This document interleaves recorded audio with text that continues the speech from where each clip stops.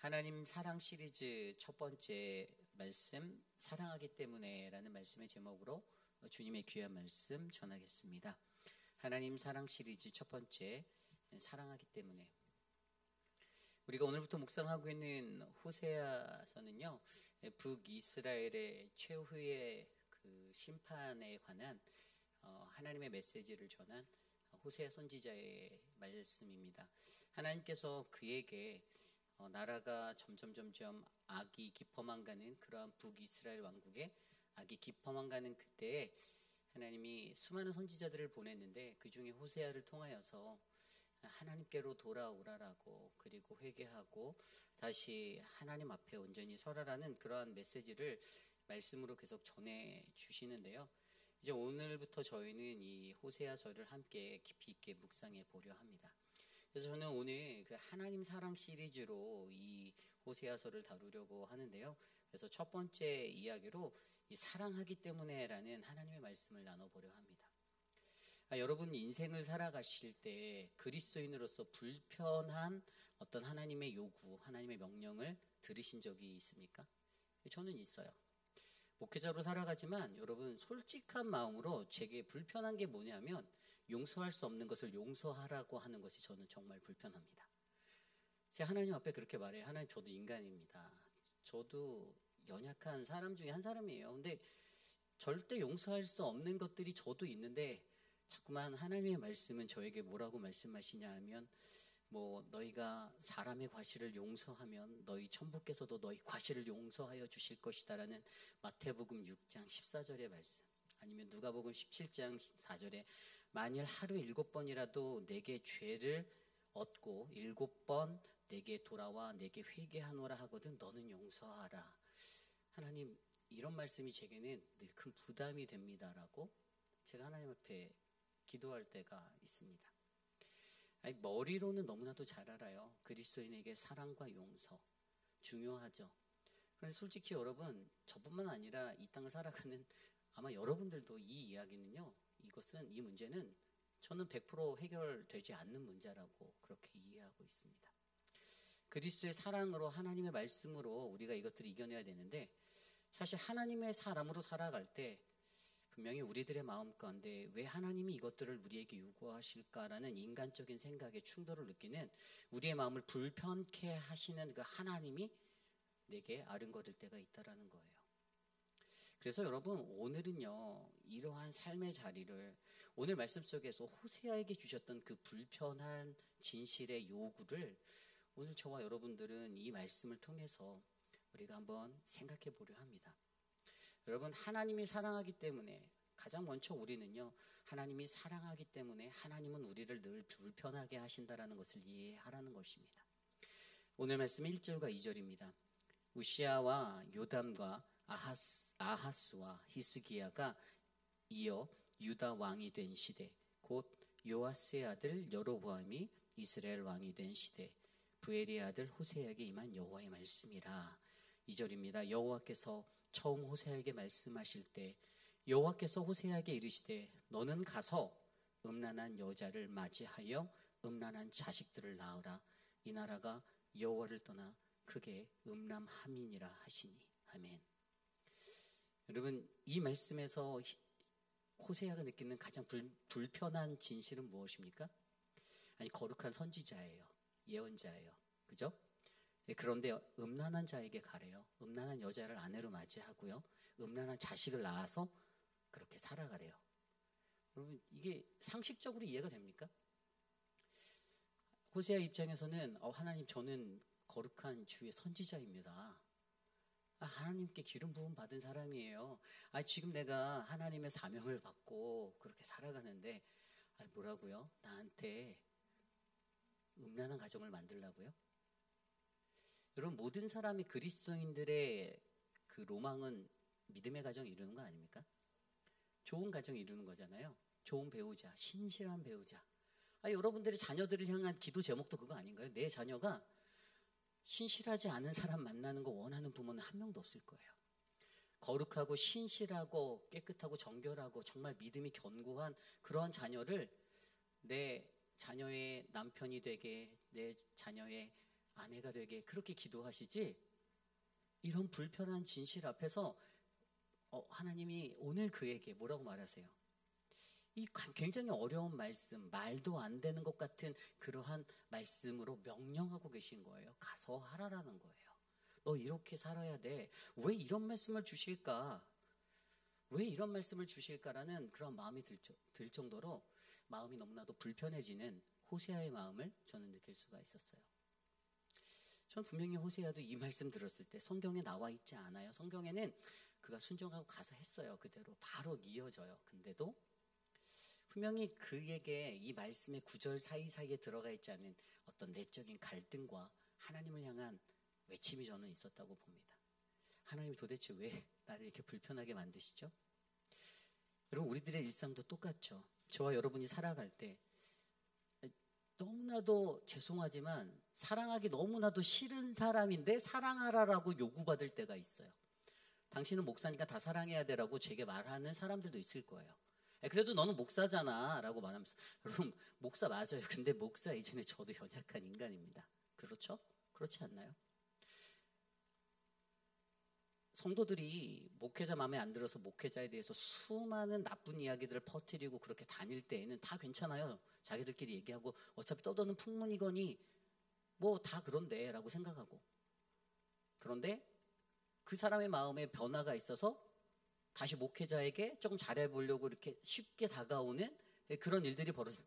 여러분, 이게 너무나도 이기적인 그러한 것들이잖아요. 근데 사실 목회자인 제게도 하나님의 말씀은 너무나도 머리로 제게 모든 이들을 다 사랑하고 7번, 하루에 7번이라도 돌아와 회개하거든 다 용서해 줘라 라고 말씀하시는 그 하나님의 음성을 머리로 너무 잘 알면서도 그것이 때로는 제게도 불편하게 느껴진다라는 거예요. 여러분, 우리가 하나님 앞에 그리스도인으로 살아갈 때, 그의 백성으로 살아갈 때, 여러분 이러한 하나님이 우리에게 말씀으로 임할 때가 있다라는 사실을 여러분 인정하셔야 돼요. 이거는 저만의 문제가 아닐 거예요. 이것은 아마 여러분들도 마찬가지일걸요. 저보다 더 심한 분들도 있고 아마 저보다 덜 하신 분들도 계시겠지만 그 정도의 차이지, 저는 인간이면 누구나 다 이러한 진실한 불편한 진실 앞에 하나님의 말씀을 마주할 때가 있다라고 저는 믿습니다. 그런데 우리가 여기서 한 가지 깊이 있게 생각해 볼 것은, 왜 이렇게 말도 안 되는 것을, 왜 이런 일을 하나님께서 어려운 말씀으로 나에게 말씀하시는가?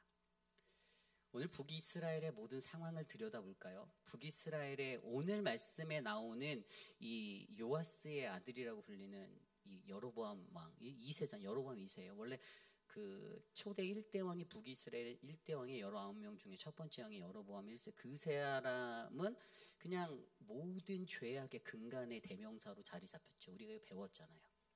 그런데 13번째 왕이었던 이 북이스라엘의 왕이었던 여로보암, 이 사람은 여로보암 2세라고도 불리는데 이 사람이 41년을 통치했어요.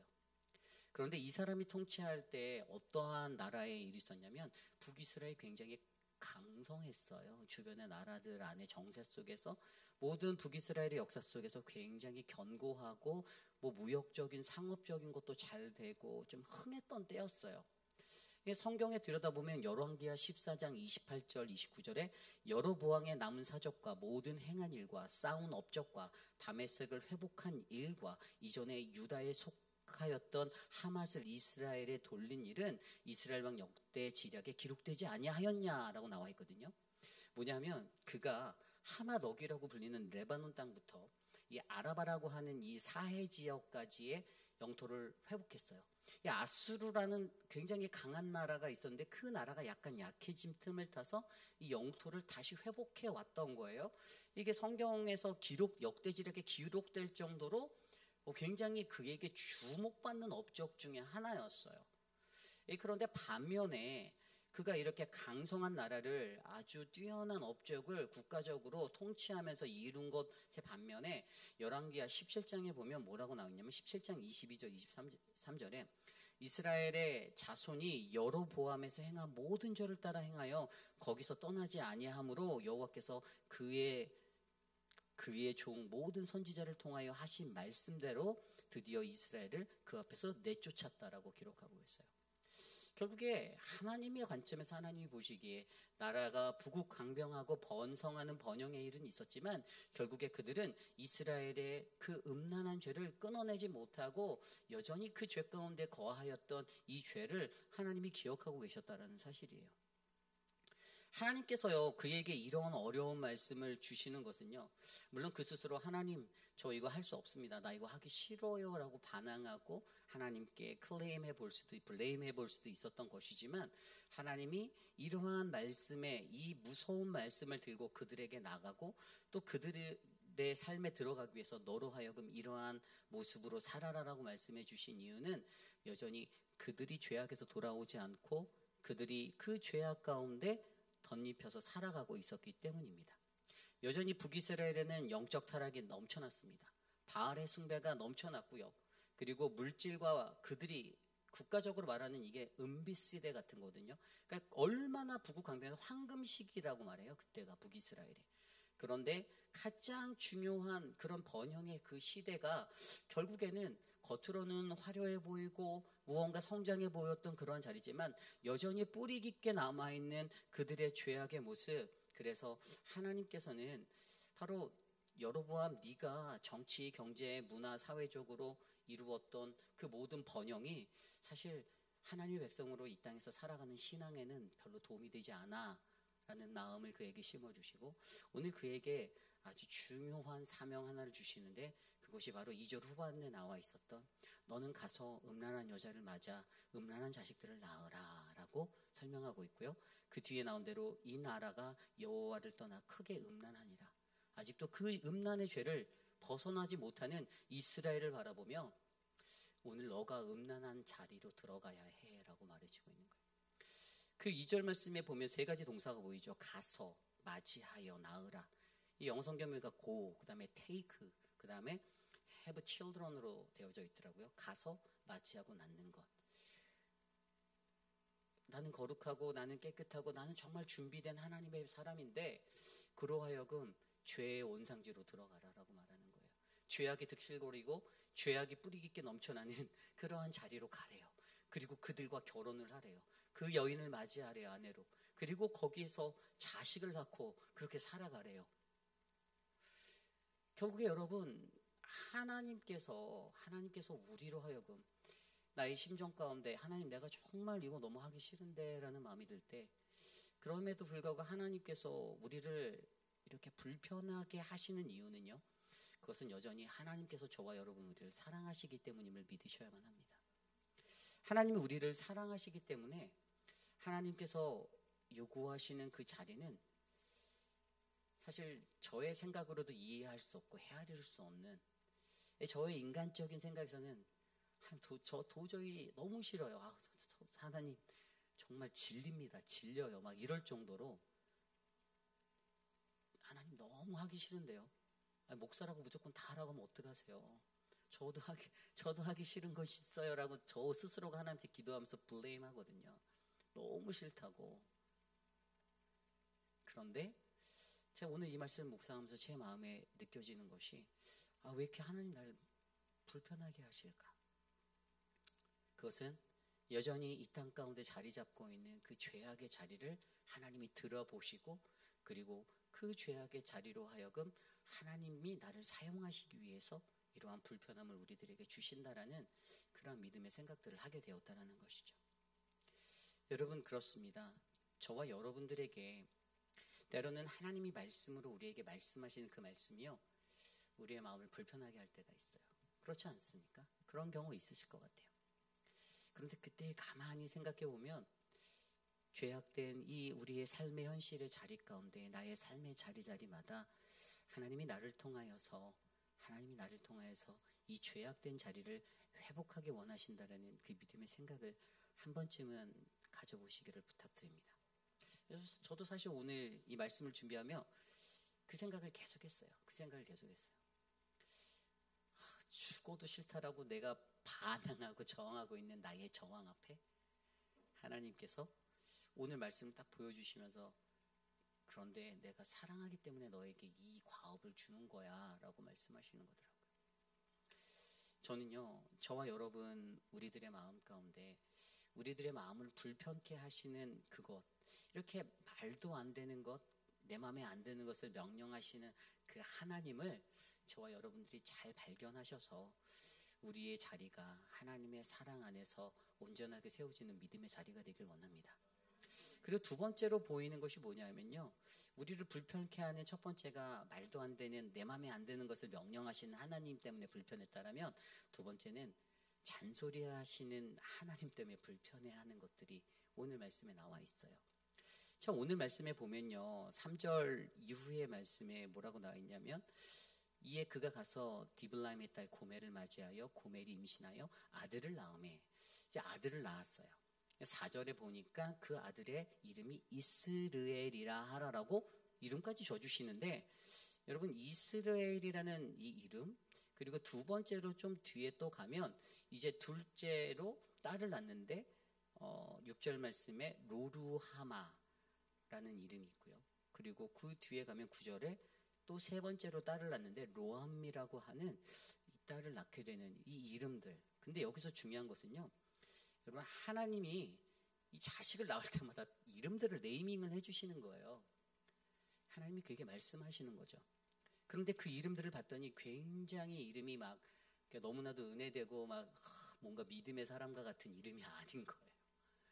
이 이스라엘이라고 하면 그들에게 어떠한 그게 있냐면요, 이 아합 왕조가, 이 예후의 이 왕조가 심판받을 것의 그 장소, 심판을 받은 장소가 이스라엘이에요. 근데 이 지명의 이름을 그들에게 주었다는 것은 하나님의 심판이 그 안에 담겨 있다는 거거든요. 굉장히 불편한 마음이 그에게 들었을 거예요. 그리고 두 번째로 지어 주었던 이름 로루하마라는 이 이름은 뭐죠? 이름은 내가 다시는 이스라엘 족속을 긍휼히 여겨서 용서하지 않을 것이다. 이스라엘 백성을 내가 긍휼히 여기지 않을 거야 라는 너무나도 무서운 이름이에요. 그런데 그렇게 낳은 자식 둘째도 그렇게 이름을 지래요. 셋째 로암미라고 말하면 이스라엘은 내 백성이 아니야 라는 말이었어요. 너희는 내 백성이 아니요, 나는 너희의 하나님이 되지 않을 거야.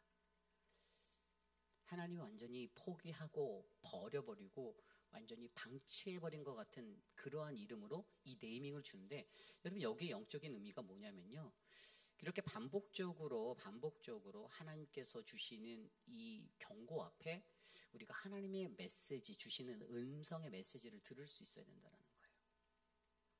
여러분, 이 메시지는 전부 다 죄 앞에서 단호하게 움직이시는 하나님을 바라보게 합니다. 그리고 이 메시지가 들려질 때마다, 이 메시지, 하나님의 경고가 들려질 때마다 그들은 하나님께 자복하고 회개하고 돌아와야 하는 것을 우선순위해야 하는데, 근데 문제는 이들이 그것을 무시하고 살았다라는 거죠. 회개가 없음으로 말미암아 결국에 그들에게는 최후의 심판이 도래할 것이고 북이스라엘의 멸망이라는 것들을 맞이할 수밖에 없는 운명이 되었다라는 것이에요. 그래서 여러분, 늘 하나님이 우리를 불편케 하는 두 번째 진실이 바로 하나님께서 잔소리하는 것처럼 반복되어지는 그 메시지를 주실 때 듣기 너무나도 거북하고, 또 저 소리야, 또 저 소리야, 또 이 얘기네. 그런데 여러분, 그때 생각해 보라는 거죠. 반복적으로 들려지는 음성 가운데 하나님이 원하시는 그 메시지를 내가 영적으로 받고 찾아낼 수 있도록 우리가 이 하나님의 음성 앞에서 그분이 원하시는 그 음성을 제대로 듣고 분별할 수 있는 분별력이 필요하다는 겁니다. 생각해 보세요. 자기 자녀의 이름을 이렇게까지 지으라고 듣는 아버지의 마음은 어땠을까요?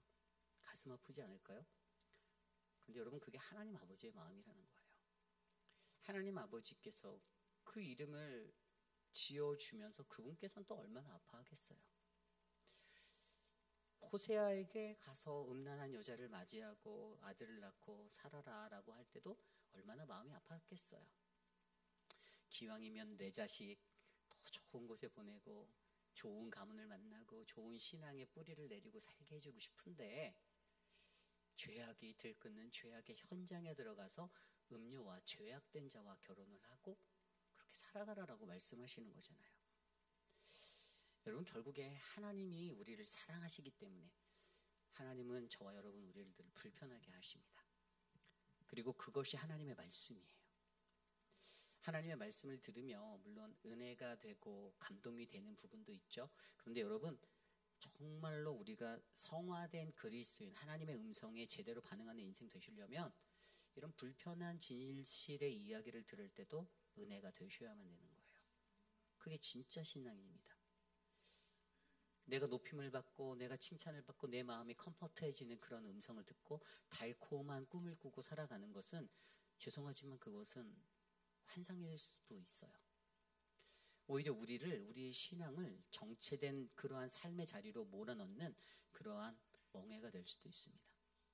그러나 하나님의 바로선 말씀을, 우리의 심령을 불편케 하는 그 말씀을 통해서 말도 안 되는, 내 마음에 안 드는 그런 명령을 내게 주시는 말씀이 들려올 때에도, 내게 반복적으로 잔소리하시는 것 같은 그 말씀이 들려올 때에도 우리는 그 메시지의 핵심을 정확히 파악하고 하나님이 오늘 내 삶에 무엇을 원하시는가, 그리고 왜 내게 이것을 구하시는가, 그것을 바로 하나님이 우리를 사랑하시기 때문에 나에게 이 메시지를 주신다라고 받으시는 것이 더욱더 우리의 삶을 아름답고 평화롭게 만드는 믿음의 삶으로 인도하는 것입니다. 저는 그러기에 저와 여러분들, 우리 모두가 우리를 불편하게 하시는 하나님, 그러나 그분이 바로 저와 여러분들을 사랑하시기 때문에, 아마 이 메시지는요 오늘에 끝나는 게 아니라 내일 모레 계속해서 뭐 1년 뒤, 10년 뒤에도 여러분들의 마음을 불편하게 할지 몰라요. 하나님의 말씀이 여러분들에 들릴 때마다 내 마음이 번뇌해지고 번잡해지고 혼동이 될지 몰라요. 그러나 그 속에서 이 말씀을 들으며, 그래, 신앙이라는 것은 늘 불편한 거야. 여러분, 그 원리를 발견하세요. 신앙이 편하면 좋은데, 여러분, 신앙이란 이 종교가 이게 서비스업이 되면 안 돼요, 사실은요. 예? 종교라는 것은요, 늘 무언가 불편하게 살아갈 때 그 불편한 가운데서 우리가 발견할 수 있는 하나님의 은혜의 자리가 있다는 것을 명심하셔야 합니다. 그래서 저와 여러분들에게 주시는 그 은혜, 바로 그것은 하나님이 우리를 사랑하시기 때문에 하나님은 우리를 불편케 하심을 믿으시는 저와 여러분 되시기를 간절히 축원합니다. 그런데 이제 이것을 통해서 하나님이 우리를 사랑하시기 때문에 마지막 두 번째는요, 바로 우리에게 무엇을 말씀하시냐면요, 하나님이 우리를 사랑하시기 때문에 하나님께서는 결국 우리를 회복하신다라는 것을 믿으셔야 돼요. 비록 불편한 말씀으로 우리의 마음을 어지럽게 하고 말도 안 되는 명령을 주시는 것 같고 반복되어지는 잔소리가 메아리쳐 울려서 내 귀가 아파오는 것 같은 통증을 느껴도, 그것에 관한 하나님의 유일한 목적 한 가지는요, 바로 하나님은 결국에 이 땅을 회복하길 원하신다는 거예요. 우리를 회복하기 원하십니다. 오늘 말씀 10절과 11절 말씀에 이렇게 나와 있죠.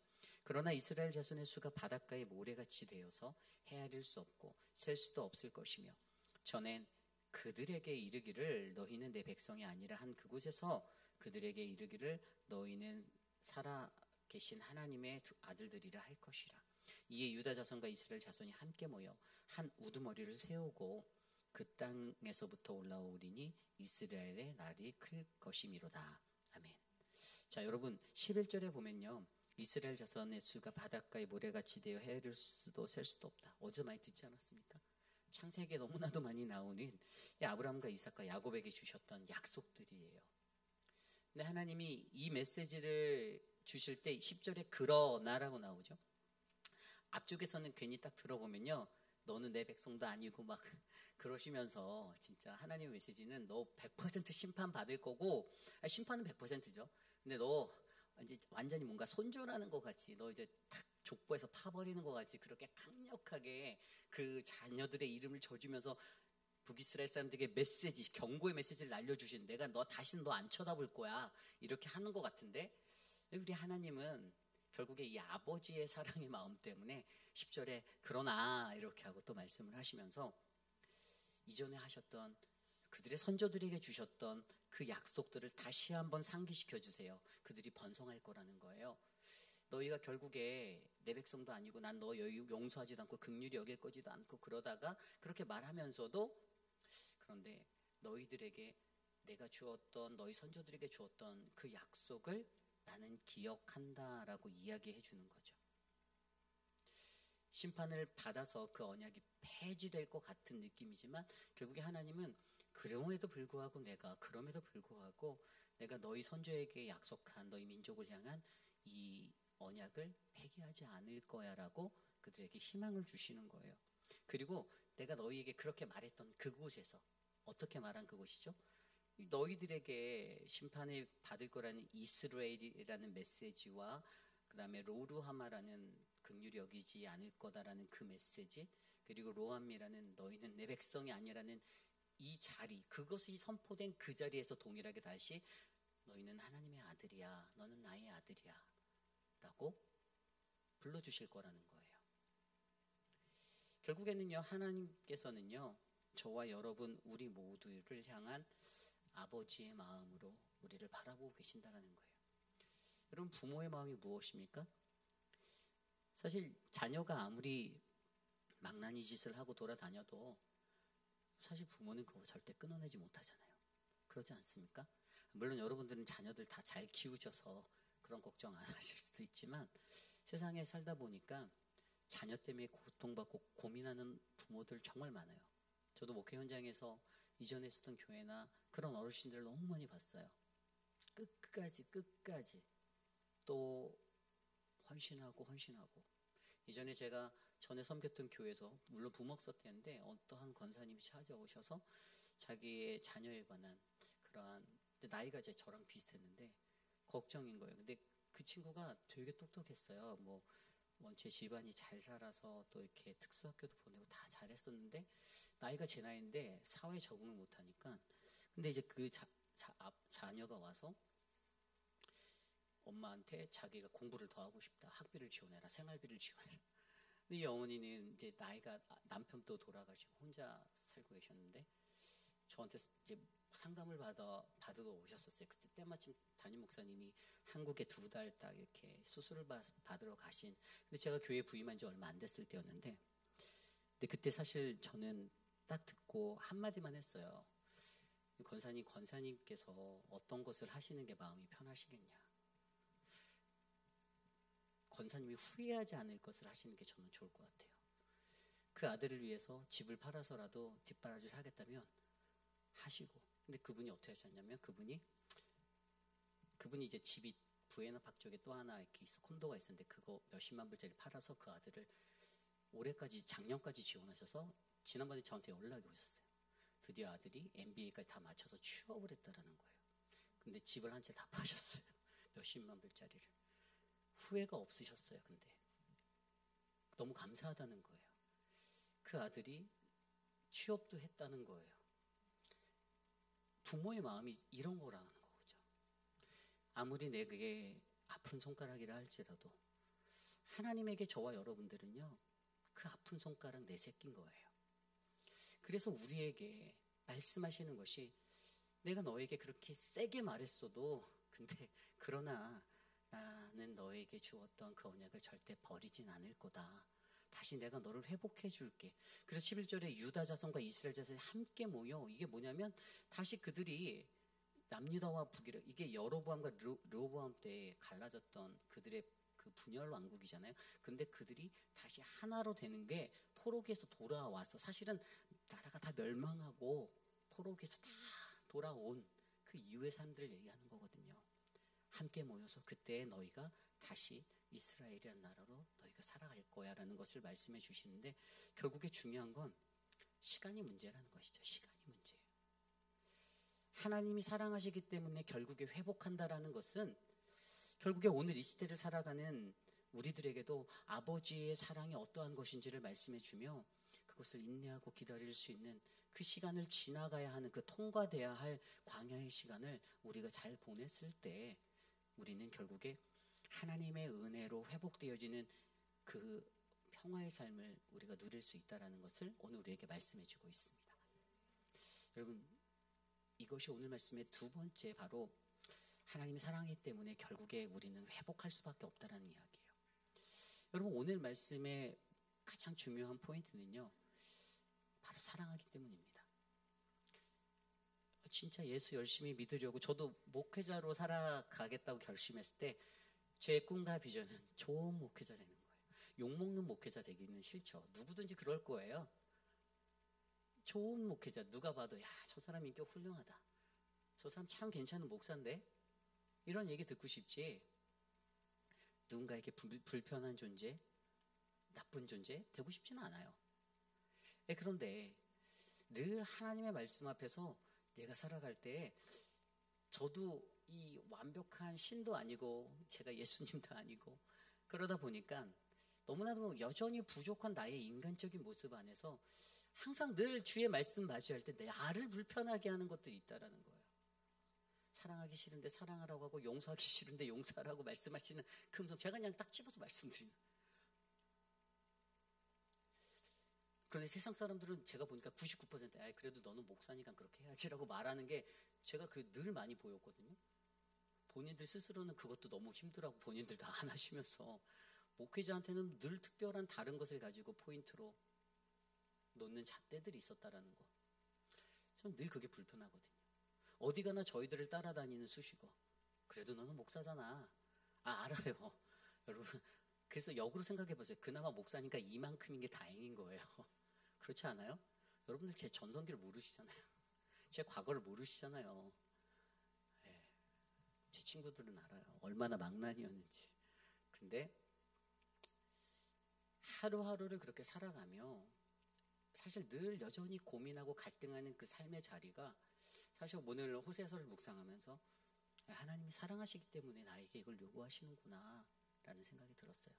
나만 사랑하는 게 아니죠. 하나님이 죄악된 이 삶의 현장을 사랑하시니까 누군가는 또 그렇게 살아가야 하니까. 그래서 여러분, 저와 여러분들 우리의 삶 가운데 저는 바로 오늘 우리의 삶에 주어지는 우리의 마음을 불편케 하는 그러한 것들, 그것은 결국 하나님 우리를 너무나도 사랑하시기 때문임을 깨달으시고 주님 앞에 경건히 나아가시는 저와 여러분 되시기를 축원합니다. 그러한 마음으로 오늘 말씀을 놓고 기도하기 원하는데요. 여러분, 하나님이 저를 사랑하시듯 여러분들을 사랑하시고 우리 교회를 사랑하시고 우리의 이웃을 사랑하실 줄 믿습니다.